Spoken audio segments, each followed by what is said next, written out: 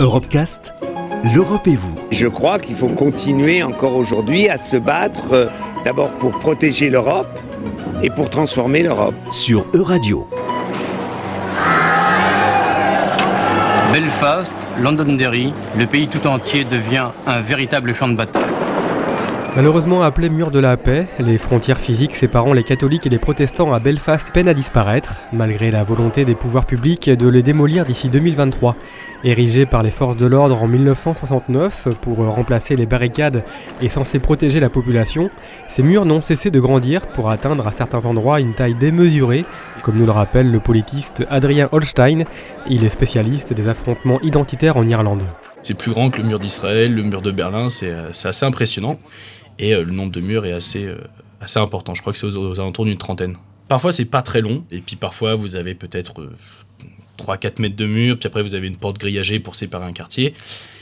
Et vous avez un mur qui fait plusieurs centaines de mètres et qui est visible depuis les collines qui entourent Belfast. Vous avez l'exemple d'un quartier à Belfast, qui est Shortstrand, qui est dans la partie est de Belfast. C'est l'unique quartier catholique de toute cette zone qui est complètement protestante.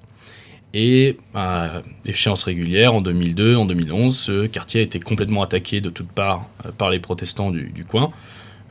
Et l'idée, c'est vraiment de faire en sorte qu'il ne soit plus là, mais c'était déjà le cas dans les années 70, etc. C'est l'identité qui prime, et c'est cette idée de corps entre les gens. C'est un exemple très bête, il faut parler gaélique. Parler gaélique fait que vous parlez une langue différente, vous parlez la langue de la communauté, donc vous faites survivre en un sens cette identité communautaire, cette identité catholique, irlandaise, etc. Et en fait, c'est beaucoup plus sur ces jeux-là qu'il y a une espèce de survie en un sens, parce que vous avez une polarisation complète.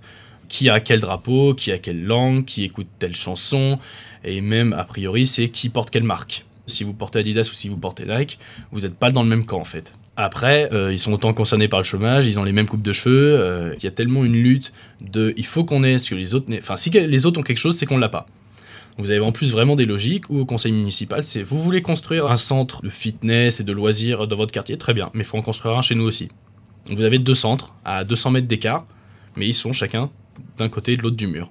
Il y a 2 exemples qui viennent en tête, c'était d'un côté, il y avait un protestant qui avait hissé le drapeau de l'Union Jack assez haut pour qu'il soit visible juste au-dessus du mur.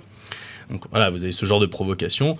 Et dans un autre quartier, en fait, vous avez 2 maisons qui se faisaient face chacune du côté du mur et chacune avait mis son drapeau. Donc on peut imaginer qu'en ouvrant ses volets le matin, à chaque fois on tombe sur le drapeau d'en face. Vous avez aussi à certains endroits les résidents.